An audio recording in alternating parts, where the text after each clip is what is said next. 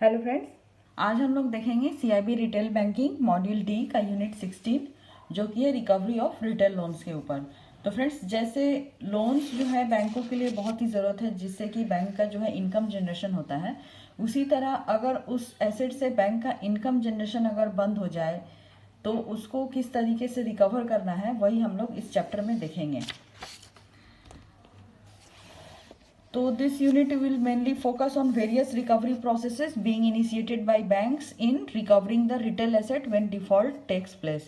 Retail assets के अंदर अगर कोई डिफॉल्ट का मतलब होता है अगर उससे इनकम जनरेशन जो है उस एसेट से बैंकों की बंद हो जाए, या जो बॉर्वर है वो अपने ऑब्लाइगेशंस को, अपने कमिटमेंट्स को पूरा ना करने पाए, या तो वो किसी कंडीशन की वजह से नहीं कर पा रहा है या फिर वो जानबूझ के जो है वो डिफॉल्ट कर रहा है, तो उस केस में बैंकों को जो है रिकवरी प्रोसेस इनिशिएट करनी पड़ती है। तो वही हम लोग इस चैप्टर में देखेंगे। तो सबसे पहले जो है इस चैप्टर में वो है हॉलीडे पीरियड या मोराटोरियम पीरियड। तो फ्रेंड्स, हॉलीडे पीरियड या मोराटोरियम पीरियड हम लोग उस टाइम को कहते हैं जब बोरोवर को बैंक अलाउ करती है कि उस लोन टेन्योर में उसको कोई भी जो है प्रिंसिपल रिपेमेंट की जरूरत नहीं है। It is a waiting period before which repayment by way of EMI begins, यानी कि उस टाइम तक बोरोवर को कुछ पे नहीं करना होता है। ईएमआई शुरू होने के पहले और लोन डिसबर्समेंट के बाद का जो पीरियड होता है उसी को हम लोग मोराटोरियम पीरियड बोलते हैं।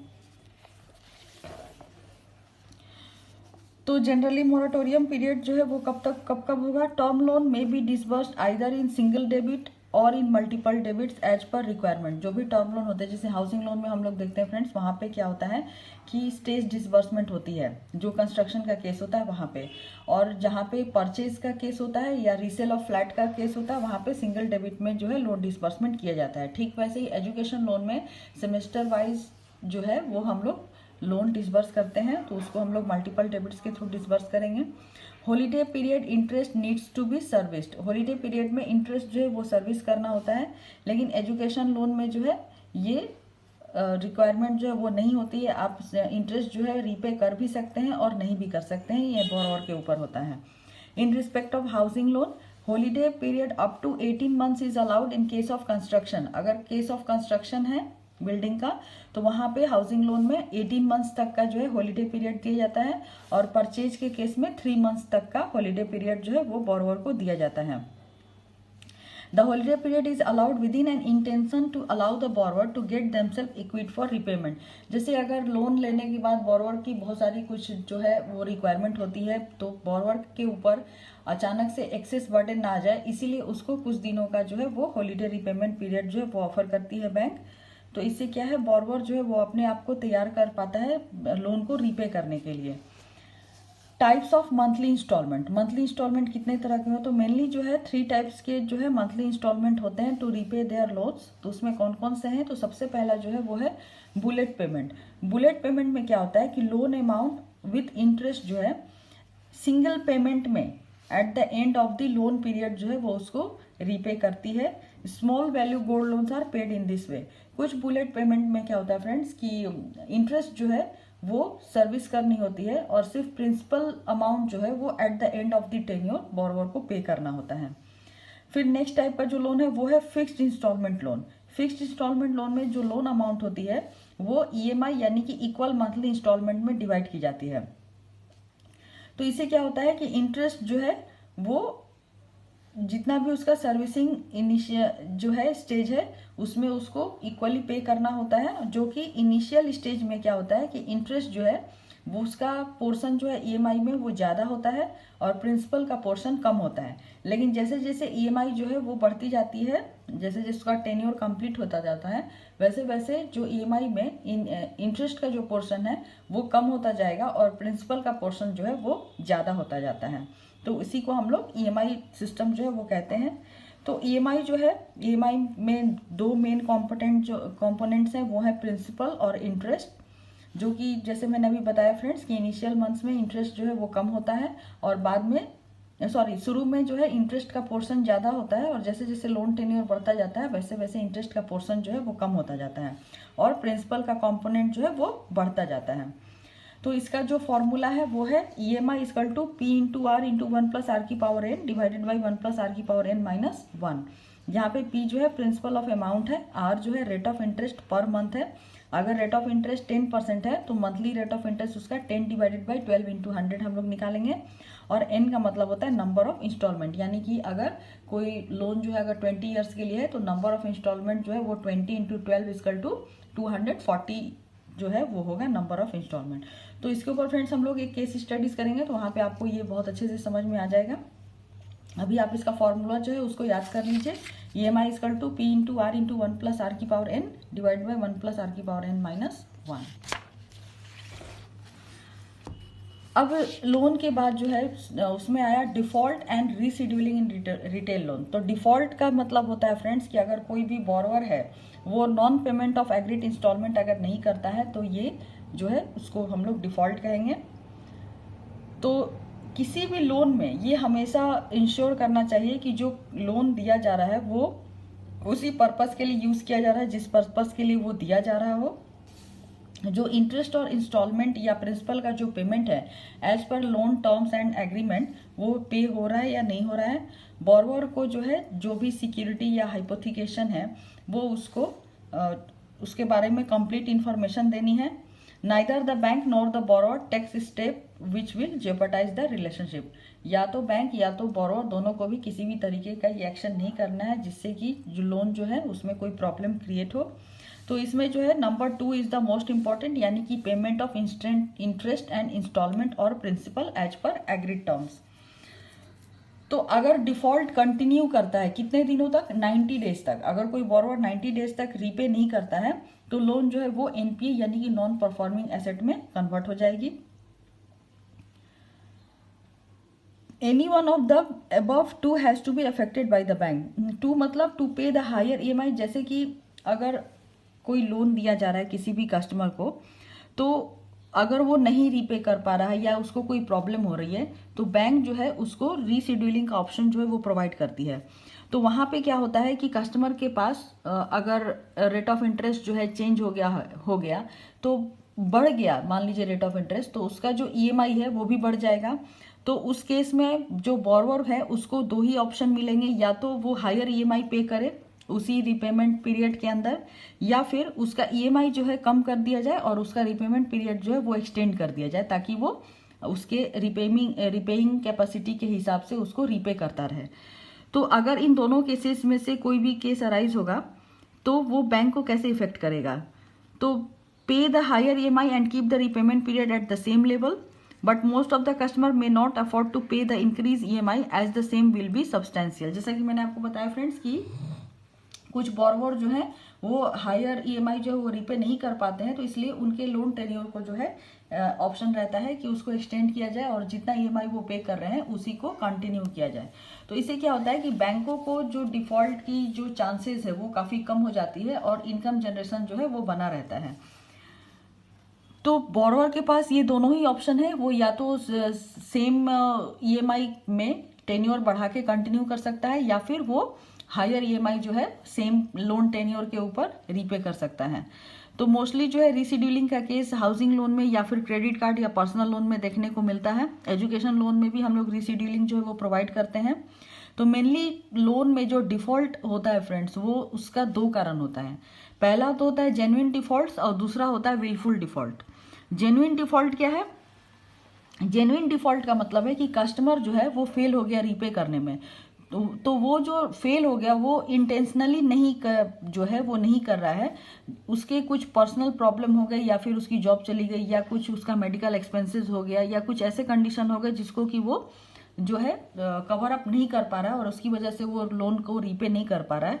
तो उस तरीके के डिफॉल्ट को हम लोग जेन्युइन डिफॉल्ट कहते हैं। तो जेन्युइन डिफॉल्ट में जो है कस्टमर का ये कोई जो इंटेंशन है वो नहीं होता है कि वो जो है लोन रीपे नहीं करे, सिर्फ उसकी एबिलिटी जो है वो इफेक्ट होती है कि वो नहीं रीपे कर पा रहा है, जिसकी वजह से जो है लोन डिफॉल्ट होता है। The approach of the bank for recovery will be one of care, यहाँ पे जो बैंक का रिकवरी अप्रोच है वो सही से होना चाहिए। कई बार ऐसा होता है कि इस तरीके के जो प्रॉब्लम होते हैं वो टेम्पररी इन नेचर होते हैं, और बोरोवर को अगर सही अपॉर्चुनिटी और टाइम दिया जाए तो वो इस प्रॉब्लम से निकलने के बाद जो है वो लोन को रीपे करना शुरू कर सकता है, और जो बैंकों का एसेट जो है वो वापस से सही से इनकम जनरेशन करने लगे। नेक्स्ट जो ऑप्शन है वो है विलफुल डिफॉल्ट का। विलफुल डिफॉल्टर जो होते हैं वो किस किस केस में विलफुल डिफॉल्टर होंगे, ये बहुत इंपॉर्टेंट पॉइंट है फ्रेंड्स। ये इनडायरेक्ट क्वेश्चन में बहुत बार एग्जाम में पूछ चुका है कि विलफुल डिफॉल्टर जो है वो किस किस केस में होता है। तो डिफॉल्ट इन पेमेंट और रिपेमेंट, कब कब डिफॉल्ट करेगा पेमेंट या रिपेमेंट में, जैसे अगर किसी यूनिट को लोन दिया गया है और उसकी कैपेसिटी है कि वो लोन को रीपे कर सके, लेकिन फिर भी वो उसको रीपे नहीं करता है। सेकंड होता है फंड को डाइवर्ट करना, उसने फंड को डाइवर्ट किया, जिस पर्पस के लिए उसको लोन दिया गया है उस पर्पस में ना करके किसी और पर्पस में लगा देना, उसको फंड डाइवर्सन कहा जाता है। फिर है siphon off the fund. Siphon off the fund का मतलब है कि the fund are not available with the unit in the form of other asset, यानी कि जिस पर्पस के लिए उसको लोन दिया गया था उसने उस लोन को उस यूनिट में नहीं लगा के किसी अदर एसेट क्रिएशन में उसको लगा दिया। फिर है डिस्पोज्ड ऑफ और removed the movable fixed asset और इमूवेबल प्रॉपर्टी, यानी कि जिस प्रॉपर्टी चाहे वो मूवेबल हो या इमूवेबल हो जिसके लिए बैंक ने लोन दिया है, बोरोवर ने उस पूरे प्रॉपर्टी को जो है डिस्पोज ऑफ कर दिया बिना किसी एक्नॉलेजमेंट के, बिना बैंक को बताए। अगर वो इस तरीके के काम करता है तो वो उसका विलफुल डिफॉल्टर का नेचर है। तो विलफुल डिफॉल्टर जो कस्टमर्स होते हैं वो डेलिबरेटली फेल होते हैं ईएमआई को पे करने में, और उनका एटीट्यूड जो है वो निगेटिव होता है।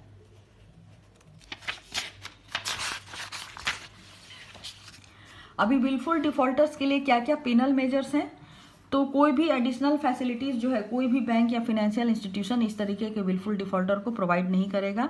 उनको हर इंस्टीट्यूशन जो भी फाइनेंशियल इंस्टीट्यूशन है वहां से उनको डिबेट कर दिया जाएगा, उनके अगेंस्ट लीगल प्रोसेस लिया जाएगा।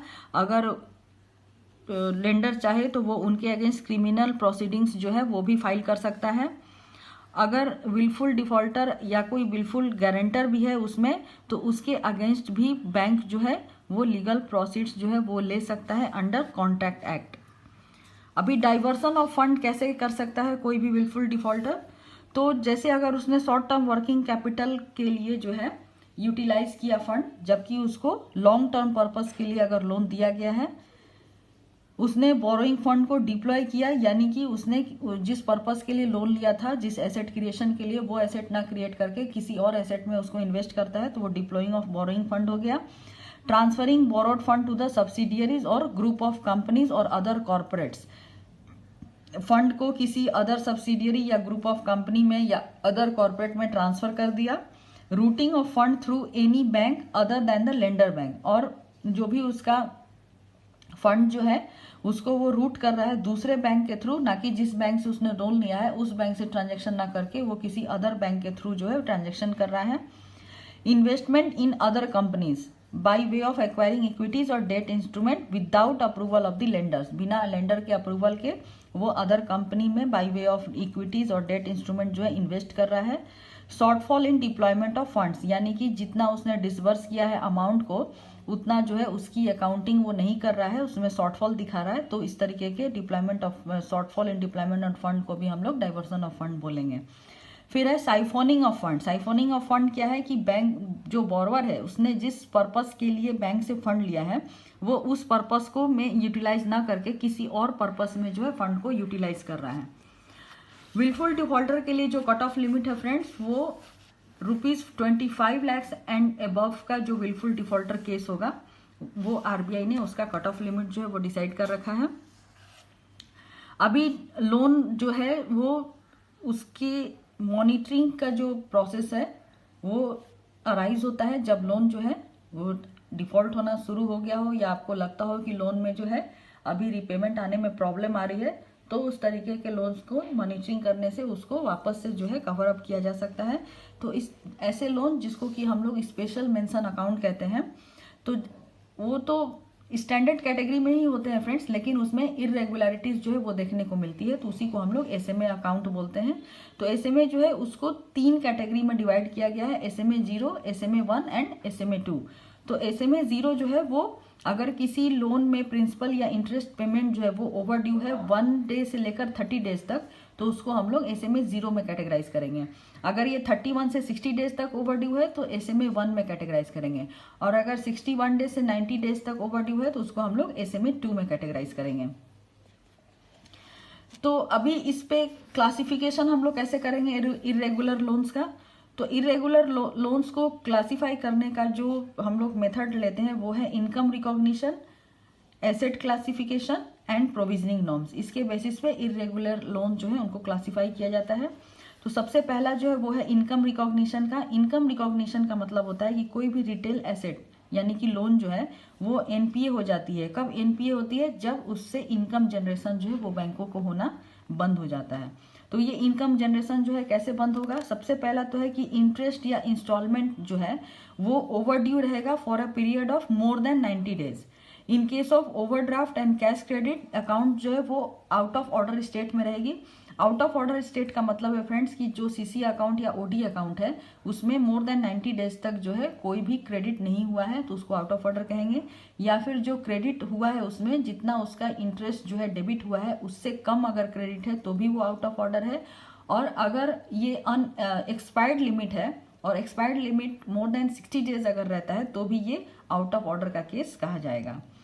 बिल्स के केस में अगर बिल्स जो है वो ओवरड्यू रहता है for more than 90 days in case of bill purchase and discounted तो भी ये जो है इनकम रिकॉग्निशन नहीं होगा बैंकों को उसके ऊपर।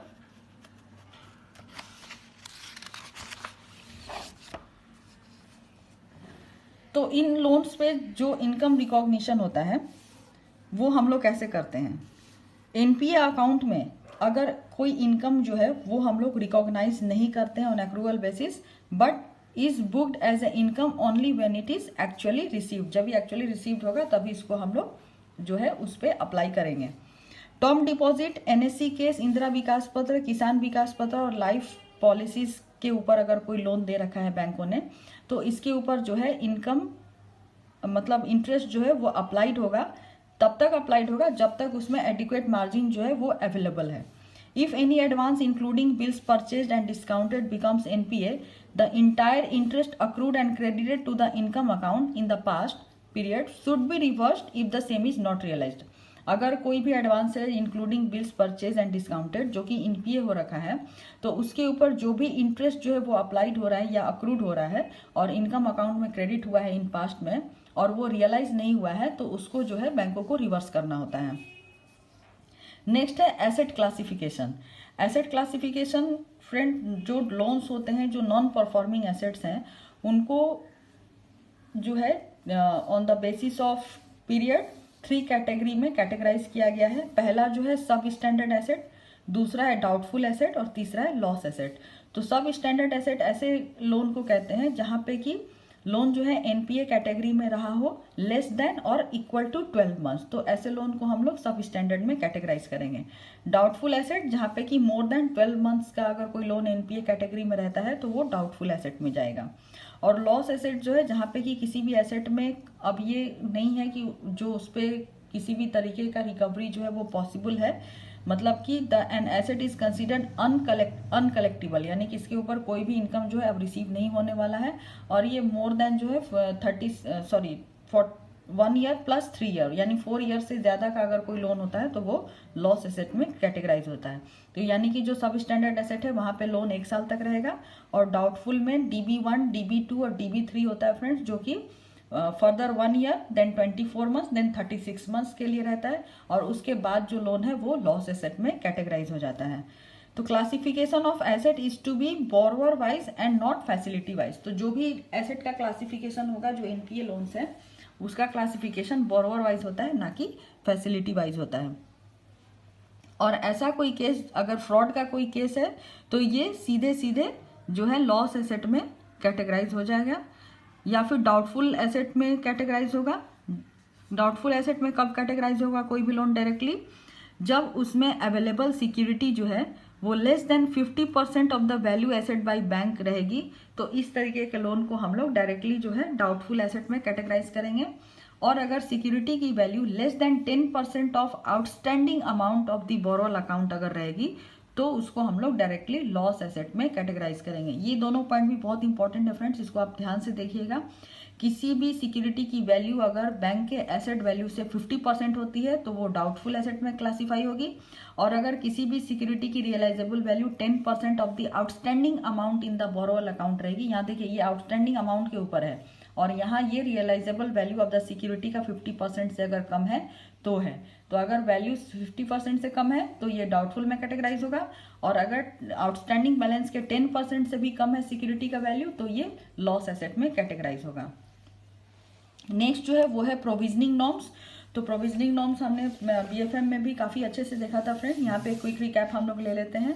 अगर कोई लॉस एसेट है तो उस पर डायरेक्टली जो है 100% ऑफ आउटस्टैंडिंग बैलेंस का हम लोग प्रोविजनिंग लेंगे। अगर डाउटफुल एसेट है तो डाउटफुल एसेट में ये 25% से लेकर 100% तक रेंज करता है, जिसमें कि डाउटफुल अगर अप टू 1 ईयर का है तो 25%, 3 ईयर का है 1 to 3 ईयर्स तो 40%, और मोर देन 3 ईयर्स का है तो 100%। और ये जो प्रोविजनिंग हम लोग लेंगे ये उसमें जो सिक्योरिटी अवेलेबल है उसके वैल्यूएशन के बेसिस पे लेंगे।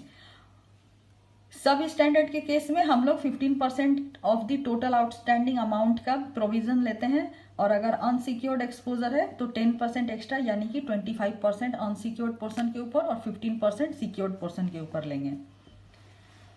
फिर है स्टैंडर्ड एसेट के ऊपर, यहाँ पे कुछ डिफिनेशन दिया हुआ है फ्रेंड्स। जैसे अनसिक्योर्ड एक्सपोजर जो है हम लोग किसको कहेंगे, तो जहाँ पे कि realisable value of the security जो है वो 10% से ज़्यादा नहीं होगी, उसको हम लोग अनसिक्योर्ड एक्सपोजर कहेंगे।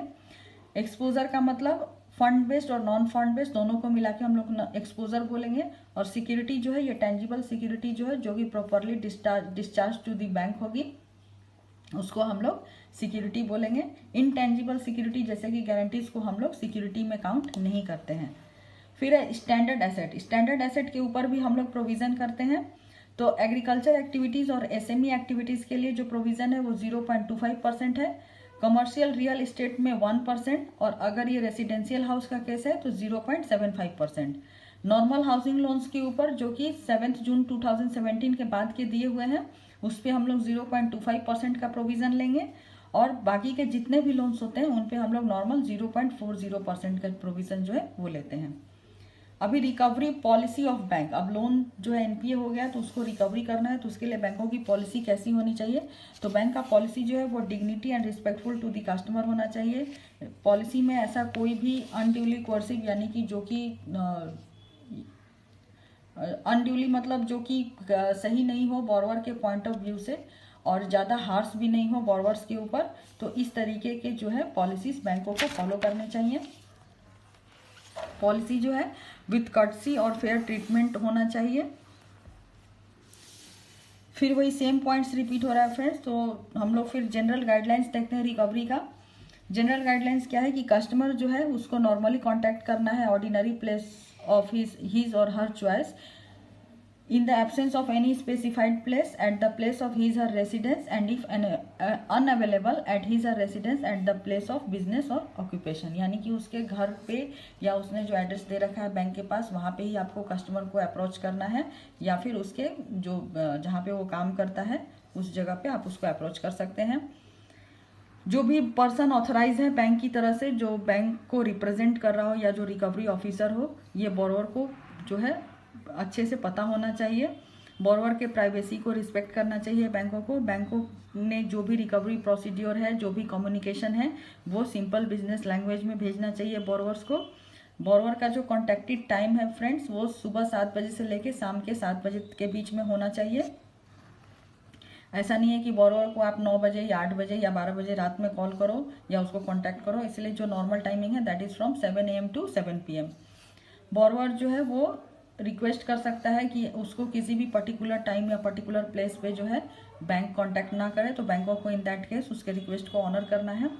बैंक ने जो भी रिकवरी प्रोसेस में जितने भी डॉक्यूमेंट या एफर्ट्स जो है वो लगाए हैं रिकवरी प्रोसेस में, उन सारे को केप्ट ऑन रिकॉर्ड रखना चाहिए। बैंक को सारे असिस्टेंस जो है वो बोरोवर को प्रोवाइड करना है। अगर उसको कोई जो है जानकारी चाहिए तो वो बैंकों को उसको प्रोवाइड करना है। In appropriate occasion such as a bereavement in the family और सच अदर कैलामिटियस ओकेजन, जैसे अगर कोई बहुत बुरी दुर्घटना हो गई हो कस्टमर के साथ या कोई इन अप्रोप्रिएट जो है वो टाइमिंग हो कस्टमर के साथ, तो उसको अवॉइड करना चाहिए। इस तरीके का जो प्रोसीड्योर है वो नहीं अपनाना चाहिए बैंक को।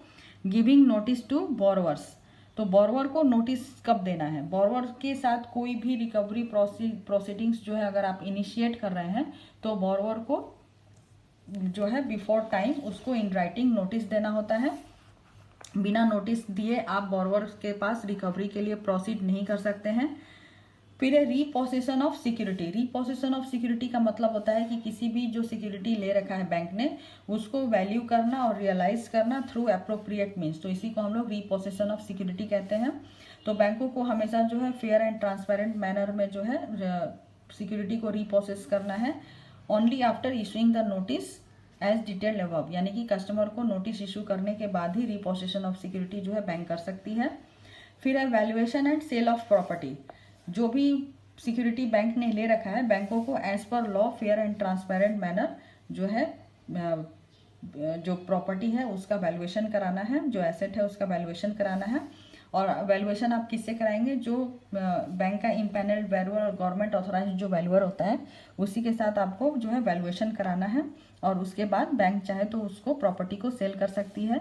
बैंक के पास right of set off and lien भी होता है। अगर बोरोवर का कोई डिपॉजिट जो है वो बैंकों के पास है तो इन फ्यूचर भी अगर बोरोवर कोई डिपॉजिट बैंक के पास करता है तो बैंक को ये राइट होता है कि बैंक जो है उस डिपॉजिट को प्री मैच्योर करे और उस पर पिनल इंटरेस्ट के साथ जो है उसको लोन के साथ एडजस्ट करे, तो उसी को राइट ऑफ सेट ऑफ कहते हैं।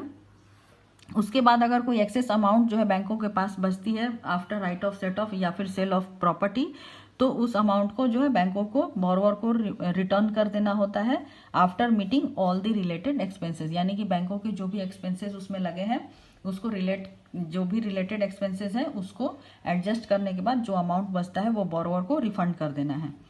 फिर है opportunities for the borrower to take back the security, यानी कि बैंकों को बोरोवर को ये अपॉर्चुनिटीज भी प्रोवाइड करनी है कि अगर बोरोवर चाहे तो वो अपना सारा ड्यू क्लियर करके अपना सिक्योरिटी जो है वो वापस ले सकता है। तो बैंकों को जो है फेयर चांस प्रोवाइड करना होता है बोरोवर को।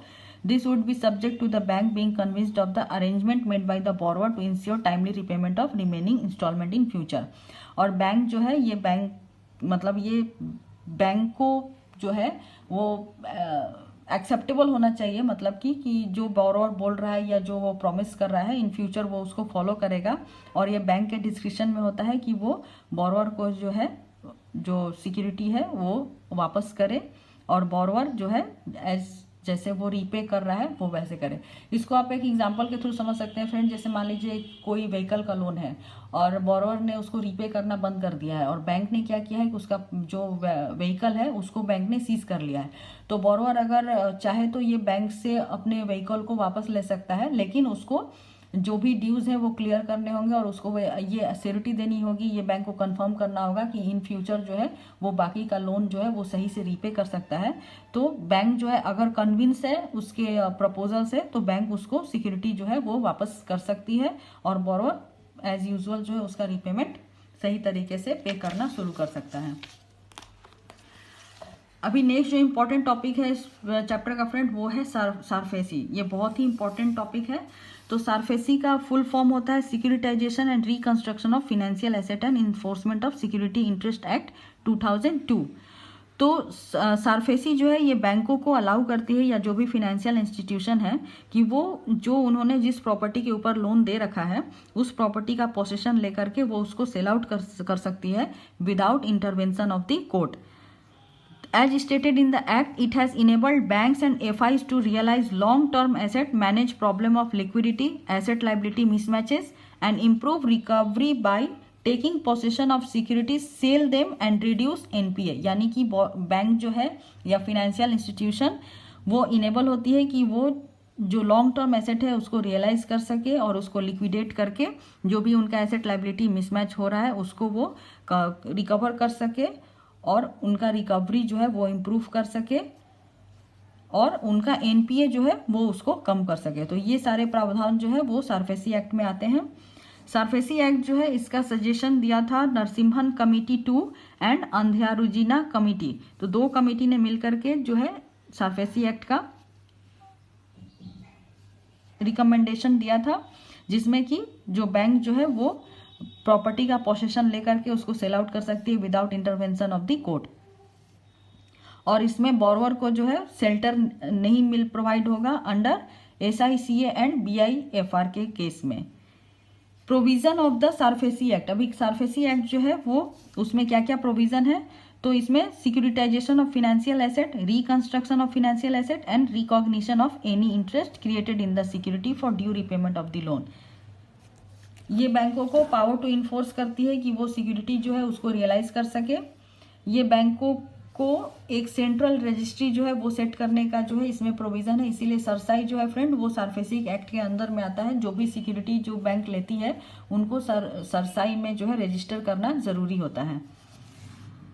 अभी यहाँ पे सेम पॉइंट्स जो है रिपीट हो रहे हैं। तो नेक्स्ट हम लोग देखते हैं इन्फोर्समेंट ऑफ सिक्योरिटी इंटरेस्ट। तो जो सारफेसी एक्ट है वो कब कब एप्लीकेबल होगी या किस तरीके के एनपीए लोन्स पे एप्लीकेबल होगी, तो ऐसे लोन जो कि एनपीए हो रखे हैं और जिनमें सिक्योरिटी अवेलेबल है, ऐसे लोन जहाँ पे कि आउटस्टैंडिंग अमाउंट जो है ₹1 लाख एंड अबव है, तो उस केस में सारफेसी एप्लीकेबल होगी। ऐसे लोन्स जहाँ पे कि जो आउटस्टैंडिंग ड्यू है वो 20% और above of the principal and interest अगर है तो ही वो सारफेसी एक्ट में जाएगा। अगर 20% से कम है तो वो सारफेसी एक्ट में नहीं जाएगा। अगर एग्रीकल्चर लैंड के ऊपर कोई लोन दिया हुआ है तो वो उस पर सारफेसी एप्लीकेबल नहीं है।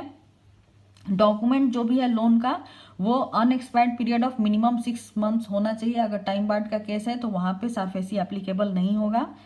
इन case of multiple lenders consortium advances, lenders having a minimum of 60% of dues outstanding are agreeable for initiating under SARFAESI act. जो भी अगर मल्टीपल लेंडर या कंसोर्शियम एडवांसेस का केसेस है तो वहां पे लेंडर्स को मिनिमम 60% ड्यूज जो है वो आउटस्टैंडिंग होना चाहिए, तभी वो सारफेसी एक्ट में जा सकते हैं। अभी सारफेसी एक्ट में जो सिक्योर्ड क्रेडिटर का मतलब होता है फ्रेंड वो लेंडिंग इंस्टीट्यूशन या बैंक जिसने लोन दे रखा है तो उसको हम लोग सिक्योर्ड क्रेडिटर बोलते हैं। तो सिक्योर्ड क्रेडिटर को डिमांड नोटिस अंडर सेक्शन 13(2) जो है वो इशू करना होता है बोरोवर को within 60 days from the date of receipt of the notice. और उनको 60 डेज का जो है वो टाइम दिया जाता है कि वो जो भी उनका ड्यू अमाउंट है विथ इंटरेस्ट बैंक को रीपे करें, तो उसी को हम लोग डिमांड नोटिस कहते हैं। और ये यहाँ पे एक चीज मिसिंग है फ्रेंड्स, जब लोन एनपीए में कैटेगराइज होता है तो एनपीए में कैटेगराइज होने के विद इन 7 डेज आपको ये 13(2) नोटिस जो है ये बोरोवर को इशू करना होता है।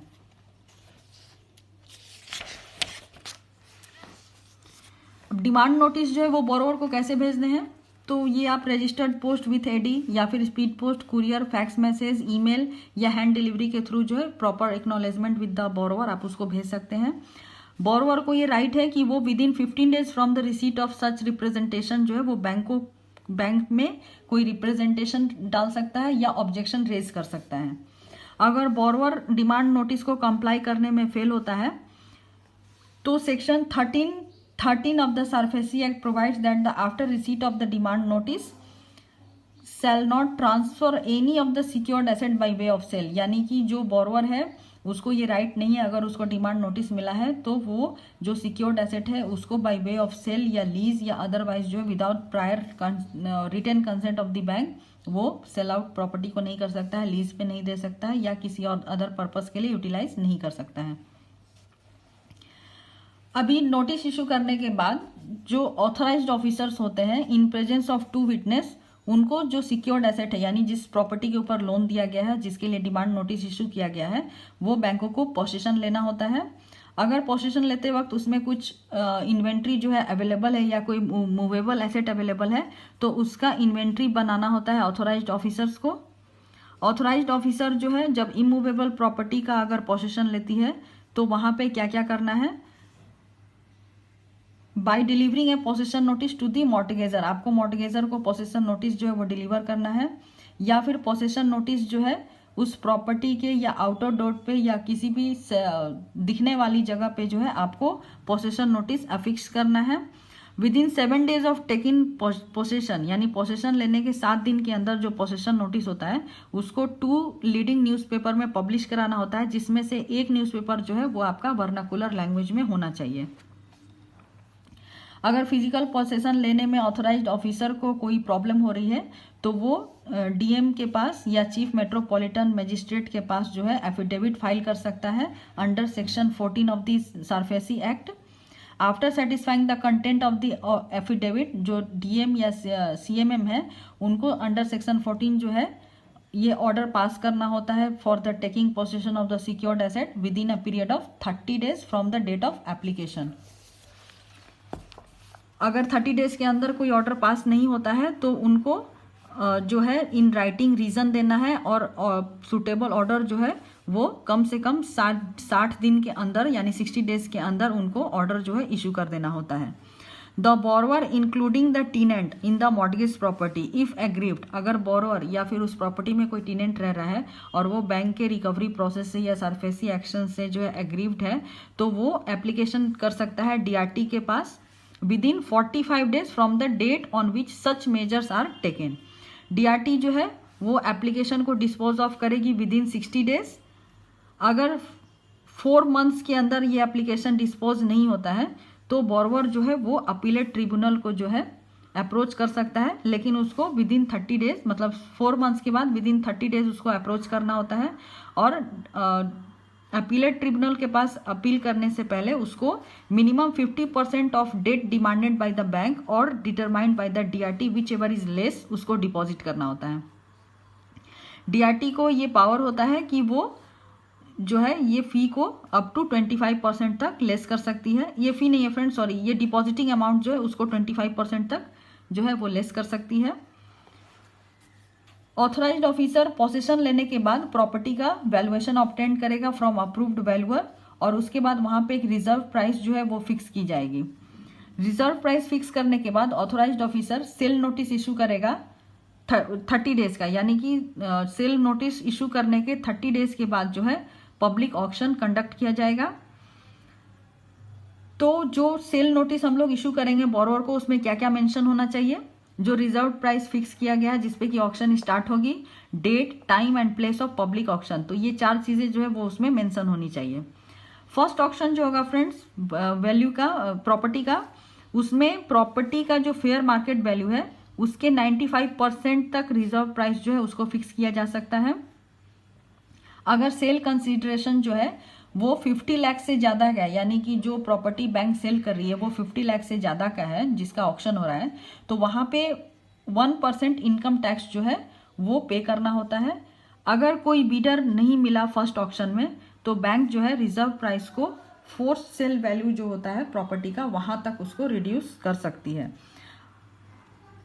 एवरी सेल नोटिस, यानी कि अगर जितनी बार बैंक उसको ऑक्शन करा रही है प्रॉपर्टी को, हर सेल नोटिस को जो इमूवेबल प्रॉपर्टी है उसके ऊपर उसको एफिक्स करना होता है एक नोटिसेबल एरिया के पास। सेल नोटिस में B put on the website of the bank, sale notice जो है बैंक के वेबसाइट पे भी बैंक पब्लिश कर सकती है। और 30 days सेल नोटिस जो है फर्स्ट सेल ऑक्शन जब हो रहा है तो उस टाइम में बोरोवर को 30 days का सेल नोटिस देना है। अगर ये सेकेंड टाइम या थर्ड टाइम या फॉर सबसिक्वेंट सेल हो रहा है तो आप इसको 15 days का नोटिस जो है बोरोवर को देना मैंडेटरी होता है। अभी जो ई ऑक्शन है फ्रेंड्स, यहाँ पे एक चीज और मेंशन होगा, ई ऑक्शन आजकल ई बिक्रे पोर्टल के थ्रू जो है बैंक कर रही है, तो ई बिक्रे पोर्टल में सारे ऑक्शन जो है वो करना कंपलसरी है एक्सेप्ट ऐसे ऑक्शन जो कि 5 लाख से कम है या फिर जिनकी फोर सेल वैल्यू प्रॉपर्टी की 5 लाख से कम है। तो इन 2 केसेस में जो है आप मैनुअल ऑक्शन कर सकते हैं, लेकिन 5 लाख से अधिक का केस होने से ये आपको ई ऑक्शन प्लेटफॉर्म के थ्रू ही करना है। नेक्स्ट जो है वो है डेट रिकवरी ट्रिब्यूनल यानी कि डीआरटी।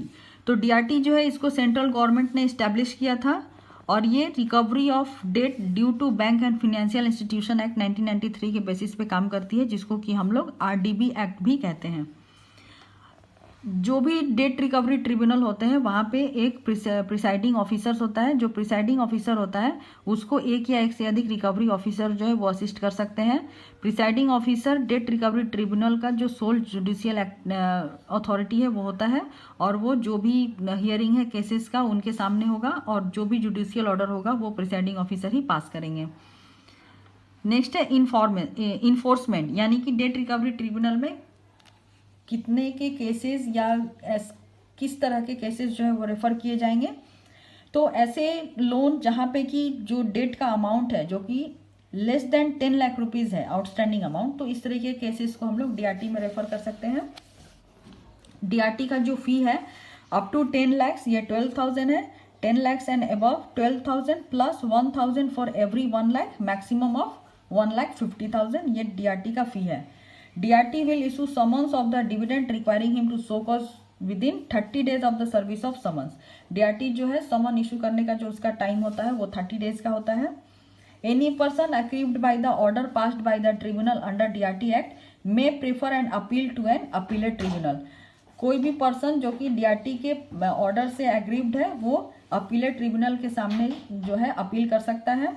ये अपील जो है रिक्वायर होती है to be filed within 30 days from the date on which copy of the order is received. ये ऑर्डर कॉपी रिसीव्ड होने के 30 डेज के अंदर जो है अपील फाइल करनी होती है आपको ट्रिब्यूनल अपीलेट के सामने। और यहाँ भी आपको सेम केस है, आपको 50% of the amount of debt due या फिर डेट रिकवरी ट्रिब्यूनल्स ने जितना अमाउंट बोला है, जो भी दोनों में से जो भी लेस है वो उसको सबसे पहले डिपॉजिट कराना होगा अपीलेंट को। अपील जो है जो ट्रिब्यूनल है उसको 6 मंथ्स के अंदर अपील को डिस्पोज ऑफ करना होता है। There is no provision in the act for further appeal against the order pass by appellate tribunal. लेकिन जो अपीलेट ट्रिब्यूनल के अगेंस्ट जो ऑर्डर पास हुई है उसके अगेंस्ट में आप अपील नहीं कर सकते हैं। उसके लिए आपको writ petition writ jurisdiction of high court यानी हाई कोर्ट में आपको रीट पिटिशन उसके लिए फाइल करनी पड़ेगी, या फिर special leave petition before the supreme court आपको फाइल करना होगा। Bank has to file the recovery application within 3 years of the cause of the action. Bank को रिकवरी एप्लीकेशन जो है जो उनका कॉज ऑफ एक्शन है उसके 3 साल के अंदर उसको फाइल करना होता है। अभी modes of recovery of debt, क्या क्या मोड्स हैं जिसके थ्रू आप डेट रिकवरी कर सकते हैं।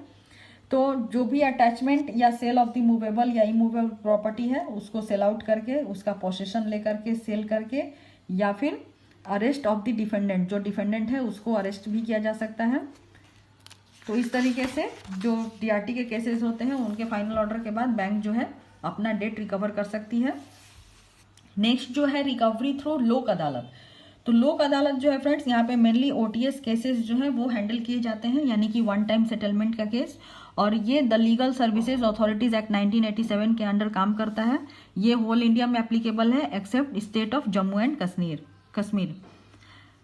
कमिटी जो है यहाँ पे जो कंस्टिट्यूट होगी उस पर कौन कौन से एक्ट के थ्रू वो उसमें पार्टिसिपेट कर सकती है। तो ये 4 लेवल है फ्रेंड्स। पहला है national legal service authority, state legal service authority, district legal service authority and taluk legal service authorities, यानी नेशनल, स्टेट, डिस्ट्रिक्ट, तालुक। आप इसको इस तरीके से याद रख सकते हैं। तो ऐसे केसेस जो कि बिलो 20 lakhs होते हैं आउटस्टैंडिंग अमाउंट, जो भी लोन में आउटस्टैंडिंग अमाउंट 20 लाख से कम होता है, या फिर कोई सूट फाइल अकाउंट जहाँ पे कि अमाउंट जो है 20 लाख से नीचे है, तो वो सारे केसेस जो है लोक अदालत को रेफर किए जा सकते हैं। Some suggestive steps are given below for recovery of bank dues. तो एनपीए जो कि 20 लाख से कम है उसको रिकवर किया जा सकता है लोक अदालत के थ्रू। बैंकों को इसके लिए एक पिटीशन प्रिपेयर करना होता है सेपरेटली फॉर ईच अकाउंट। ऐसे केसेस को आइडेंटिफाई करना होता है जो कि लोक अदालत को रेफर किए जा सकते हैं। तो बैंक क्या करेगी कि वो डिस्ट्रिक्ट या तालुक लीगल सर्विस अथॉरिटी को अप्रोच करेगी लोक अदालत कंडक्ट करने के लिए, और वो उनको लिस्ट ऑफ अकाउंट जो है वो उनको प्रोवाइड करना होता है। With the consent of respective legal service authority branch cell file petition separately for each account. तो जो लीगल सर्विस अथॉरिटी है बैंकों को उनके पास पिटीशन फाइल करना होता है, और ये पिटीशन जो है हर एक अकाउंट के लिए सेपरेटली फाइल करना होगा। लीगल सर्विस अथॉरिटी जो है वो लोक अदालत के लिए एक डेट फिक्स करेगी, और लोक अदालत जो है उस दिन ऑर्गेनाइज किया जाएगा। लोक अदालत जो है हॉलीडे के दिन भी ऑर्गेनाइज किए जा सकते हैं फ्रेंड्स। ब्रांच या बैंक जो है उनको पर्सनली कॉन्टैक्ट करना होगा बोरोवर को, जो भी उन्होंने लिस्ट प्रिपेयर किया है जो एलिजिबल है लोक अदालत के लिए, तो ऐसे बोरोवर को बैंकों को अप्रोच करना होता है। फिर है branch manager has to take the permission of regional office. अगर ब्रांच लेवल पे अगर कोई रिक्वायरमेंट है तो बैंक को ब्रांच मैनेजर को रीजनल ऑफिस से परमिशन लेना होगा। Lok Adalat is presided over a sitting और retired judicial officer as a chairman. Lok Adalat में कोई भी जो है एक रिटायर्ड जुडिशियल ऑफिसर जो है वो चेयरमैन हो सकता है विथ 1 और 2 other member, usually a lawyer and A social worker. तो उसमें एक लॉयर या सोशल वर्कर जो है उनके साथ पार्टिसिपेट करेंगे। तो ये सेटलमेंट जो है ये कैसे होगा, तो यहाँ पे जो दोनों पार्टी होंगे वो तो पहले उनका आपस में कंसेंट होगा कि हाँ वो अग्री है इस टर्म्स एंड कंडीशन के ऊपर। उसके बाद उनको 3 तरीके से वो सेटलमेंट कर सकते हैं। सबसे पहला जो है वो डाउन पेमेंट करेंगे, जो भी अवॉर्डेड अमाउंट, मतलब जो अमाउंट वहाँ पे डिसाइड हुआ है कि हाँ इतने अमाउंट के ऊपर सेटलमेंट किया जाएगा तो उसको हम लोग अवॉर्डेड अमाउंट कहते हैं।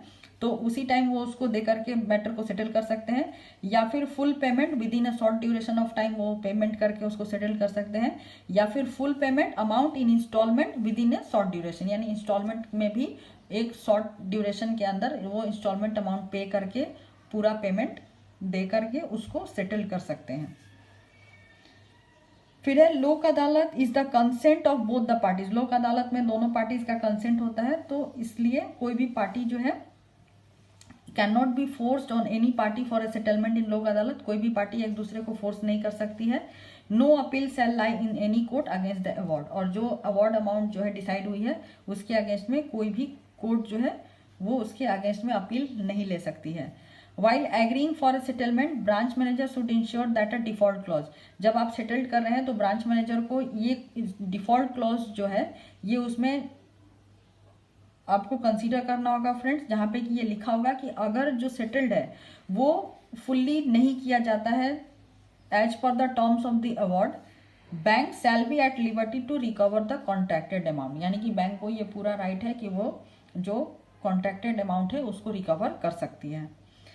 In the event of failure to honor, EP proceedings should be initiated immediately। अगर जो लोक अदालत में जो भी कमिटमेंट्स जो हैं जो डिसाइड किए गए हैं वो अगर फेल होता है बोरवर रिपे करने में तो उसके अगेंस्ट में EP प्रोसीडिंग्स जो है इमीडिएटली इनिशिएट करना चाहिए। अभी रिकवरी प्रोसेस में रिकवरी एजेंट को हम लोग कब कब है इंगेज कर सकते हैं रिकवरी प्रोसीडिंग्स में, तो रिजर्व बैंक ऑफ इंडिया ने एक प्रिस्क्राइब्ड गाइडलाइन जो है वो बनाया है बैंकों के लिए कि वो रिकवरी एजेंट्स को जो है रिकवरी के लिए रिकवरी प्रोसीड्योर में इंगेज कर सकती है। तो इसके लिए क्या क्या गाइडलाइंस है, तो बैंकों को अगर कोई रिकवरी एजेंट वो इंगेज करिए तो सबसे पहले उसको रिकवरी एजेंट का जो है वो ड्यू डिलीजेंस करना होगा। रिकवरी एजेंट को बोरवर को जो है रिकवरी एजेंसी या फर्म या कंपनी जो भी इंगेज किया है बैंकों ने उसका इंफॉर्मेशन बोरोवर को अवेलेबल कराना है। एजेंट को एक कॉपी ऑफ नोटिस या फिर ऑथराइजेशन लेटर जो है बैंक के थ्रू उसको कैरी करना चाहिए, और identity card issued by the bank वो भी उसको हमेशा साथ में रखना चाहिए।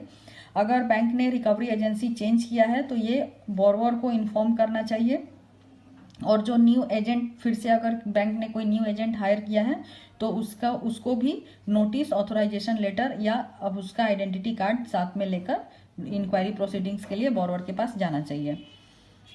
रिकवरी प्रोसीडिंग्स के लिए, इंक्वायरी प्रोसीडिंग्स नहीं फ्रेंड्स, रिकवरी प्रोसीडिंग्स के लिए बोरवर के पास जब भी आप रिकवरी एजेंट जाएंगे उनको ऑथराइजेशन लेटर, नोटिस और उनका आइडेंटिटी कार्ड लेकर जाना चाहिए।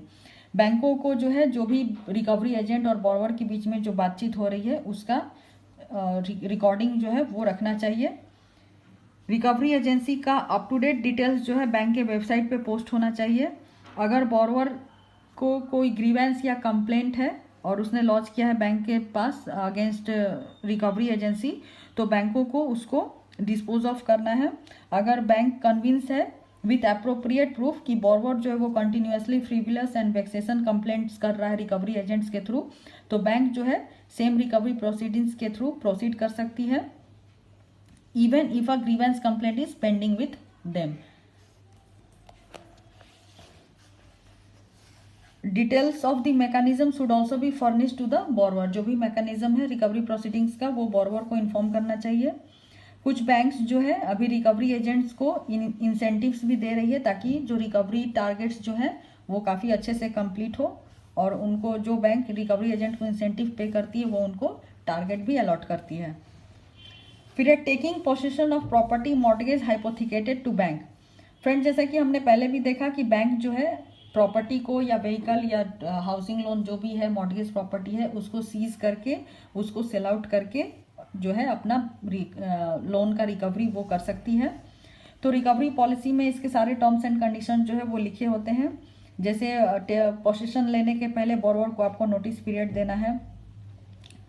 Circumstances under which the notice period can be waived, कुछ ऐसे सर्कमस्टांसेस है जिसमें कि नोटिस पीरियड वेव किए जा सकते हैं।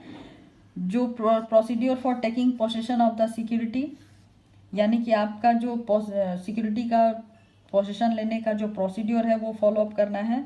Provision regarding final chance to be given, borrower को फाइनल चांस एक बार देना है ताकि वो जो लोन का ड्यू है उसको विद इन टाइम जो है बिफोर ऑक्शन और सेल ऑफ द प्रॉपर्टी वो उसको क्लियर करे।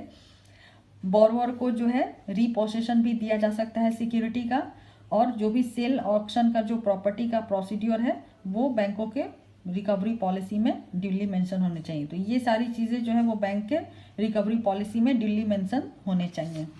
फिर है utilisation of credit counsellors. Credit counsellors का क्या काम होता है फ्रेंड्स? बैंक जो है क्रेडिट काउंसलर को भी यूटिलाइज कर सकती है। क्रेडिट काउंसलर जो होते हैं वो बोरोवर को काउंसलिंग प्रोवाइड करते हैं, जहाँ पे कि ये अवेयरनेस आती है कि जो बोरोवर है उसके साथ अगर कोई सिंपैथेटिक कंसिडरेशन की रिक्वायरमेंट है तो बैंक उसको जो है वो अप्लाई कर सकता है, और बोरोवर को भी इसके बारे में रिकवरी के बारे में सही से उसको काउंसलिंग प्रोवाइड की जा सके। कंप्लेंट अगेंस्ट द बैंक और इट्स रिकवरी एजेंट। अब कोई बोरोवर है वो अगर किसी रिकवरी एजेंट या बैंक के अगेंस्ट जो रिकवरी प्रोसीडिंग्स है उसमें अगर कोई कंप्लेंट रेज करता है तो, और अगर वो कंप्लेंट जो है वो प्रूफ होती है फ्रेंड्स, तो आरबीआई जो है वो बैंक के ऊपर बैन लगा सकता है from engaging recovery agents in a particular area, कि वो बैंक रिकवरी एजेंसी जो है वो अपॉइंट नहीं कर सकती इन अ पर्टिकुलर एरिया, और आरबीआई चाहे तो इस बैनिंग पीरियड को इंक्रीज भी कर सकती है। फिर है पीरियोडिकल रिव्यू। जो भी बैंक रिकवरी एजेंट्स को इंगेज करते हैं उनको उनका पीरियोडिकल रिव्यू लेना है, और उनका जो भी मैकेनिज्म है उससे क्या फीडबैक आ रहा है उसको लेना है, क्या एक्सपीरियंस है उसको लेना है। अगर कोई इम्प्रूवमेंट्स की वहाँ पे रिक्वायरमेंट है तो ये आरबीआई के नोटिस में लाना है, और उनको इम्प्रूवमेंट गाइडलाइंस में क्या क्या इम्प्रूवमेंट की सजेशन है वो इन्फॉर्म करना है। तो फ्रेंड्स, इसी के साथ जो हमारा ये रिकवरी ऑफ रिटेल लोन का चैप्टर है यही खत्म होता है। तो आपको अगर हमारा चैनल अच्छा लग रहा है तो आप हमारे चैनल को लाइक करिए, शेयर करिए, सब्सक्राइब करिए। नेक्स्ट वीडियो में हम लोग नेक्स्ट टॉपिक के साथ मिलेंगे, तो तब तक के लिए keep watching our channel and thank you for watching this video.